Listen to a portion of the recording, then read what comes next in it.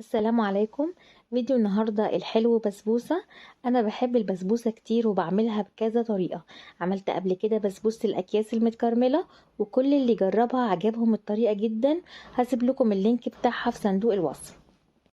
بسبوستي النهاردة هعملها بطريقة تقليدية جدا وسهلة، بس هيكون فيها مكون زيادة هيفرق في لونها وطعمها. يلا مع بعض نشوف طريقتنا ايه. معايا نص كيلو من دقيق السميد، ونص كوب من السمنة الدافية حوالي 100 ملي جرام، وكوب سكر،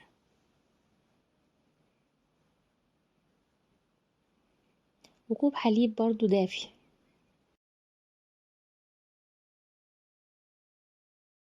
ودلوقتي هضيف السكر على السميد وأقلبه مع بعض. لو حبينا كمان بالجوز الهند ممكن نضيفه مع السكر، بس أنا هنا ضفت الفانيليا. طبعا الجوز الهند أو الفانيليا دي بتبقى نكهات، لو حابين بالفانيليا أو بالجوز الهند زي ما انتوا عايزين. ونقلب كله كده مع بعض، وبعدين هضيف السمنة الدافية. السمنة هنا لازم تكون دافية، وبقلبها كويس جدا في السميد. التقليب هنا في الخطوة دي براحتنا، نفضل نقلب كده في السمنة لغاية ما الدقيق يختفي كله كده مع السمنة زي ما انتوا شايفين. ودلوقتي هضيف المكون اللي انا قلت لكم عليه في الاول، معلقة كبيرة من العسل الاسود. هضيفها للحليب. الحليب معايا هنا دافي. انا بقلب العسل كويس في الحليب، بدوبه كويس. بصوا شكله كده ولونه عامل زي الشاي بلبن. هو هيظبط معايا لون البسبوسة من جوه كده، هيخلي لونها زي المتكرمل، وكمان بيدي طعم حلو. ودلوقتي هضيف الحليب على السميد، مش هقلبه كتير. ودي من الخطوات المهمة في نجاح البسبوسة.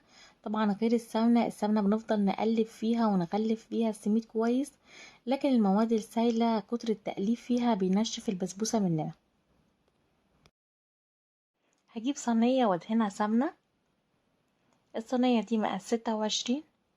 لو حابين سمكها يكون ارفع من كده ممكن نستخدم صينية مقاس 28 او 30، بس انا بحب يكون سمكها وسط ويكون عالي شوية، فعشان كده بستخدم المقاس اللي هو 26. ودلوقتي بضيف البسبوسة في الصينية. وكنت عايزة اقول لكم برضو على نوع السميد اللي انا استخدمته في البسبوسة. ده النوع الوسط اللي هو مش خشن ولا ناعم. خلوا بالكم كويس وانتوا بتشتروا برضو نوع السميد، لان الناعم من السميد ممكن يبوظ البسبوسة خالص، بيخليها ملبكة كده، بيكون اصلا شبيه للدقيق العادي. والخشن برضو مش هتكون مظبوطة، هتكون مفرولة كده خالص. فهو انجح دقيق اللي هو بيكون وسط. انا حددتها بالاداة اللي كنت بسوي بيها الصينية من فوق، وبعدين بقطعها دلوقتي بالسكينة. طبعا لو حابينها سادة من غير مكسرات بنحطها في الفرن من غير ما نقطعها اصلا. لو حابينها بمكسرات كده كلها على بعض ممكن نرش عليها مكسرات كده من فوق، وبعدين بتتحط في الفرن. بس انا هنا حبيت اعملها شكل كده معين فقطعتها زينتها كده باللوز. يعني مربع كده حطيت فيه لوز، ومربع تاني حطيت فيه مكسرات كده مبشورة.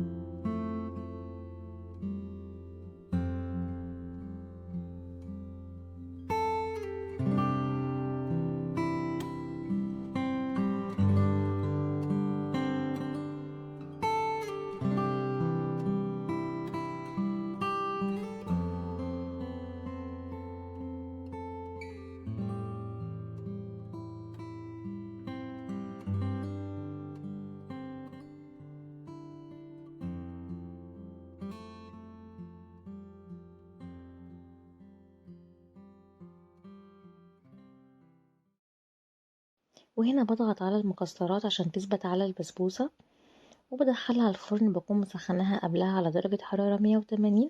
هتاخد نص ساعة تقريبا وتكون استوت. ودلوقتي هحضر لشربات البسبوسة. طبعا شربات البسبوسة لازم يكون خفيف. انا هستخدم المية ضعف السكر. هحط نص لتر مية وعليهم ربع كيلو سكر. ما يعادل المية هتكون 2 كوب ونص مية، والسكر هيكون كوب ومعلقتين سكر. وكمان حطيت لها رشة فانيليا ومعلقة عسل جلوكوز. انا حطيت العسل لما رفعتها على النار فما تصورش معايا. الشربات هيقعد معايا تقريبا 7 دقايق على النار ويكون استوى. ودلوقتي بعد ما عملت الشربات بحط له معلقة سمنة وهو سخن كده. المعلقة السمنة طبعا هتسيح معايا وهتظبط معايا طعم البسبوسة. انا بحضر للشربات بعد ما بحط البسبوسة في الفرن ب10 دقايق تقريبا، علشان الاتنين يكونوا استووا في وقت واحد. طبعا لان البسبوسة والشربات لازم يكونوا الاتنين سخنين. وده شكل البسبوسة بعد ما خرجت من الفرن. اول ما لون الحروف معايا كده بيتغير فبعرف ان هي استوت خلاص. اخدت معايا في الفرن تقريبا نص ساعة. ودلوقتي هحط لها الشربات السخن وهي طبعا بتكون سخنة. بعرف البسبوسة ناجحة معايا لما بحط لها شربات وبتشربه معايا بسرعة. بتطلع معايا مظبوطة وطعمها حلو. ودلوقتي بعد ما حطيت لها الشربات بغطيها وبسيبها يوم كامل. البسبوسة مش بتكون حلوة لما بتتاكل سخنة، كل ما تبات بتبقى طعمها احلى. وجربوا كمان وشوفوا الفرق.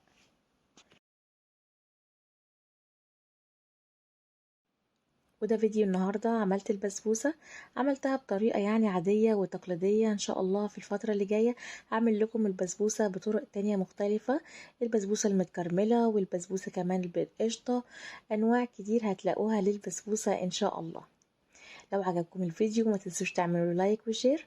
ولو لسه ما اشتركتوش في القناة ياريت تشتركوا وتفعلوا زر الجرس عشان يوصل لكم كل جديد ان شاء الله.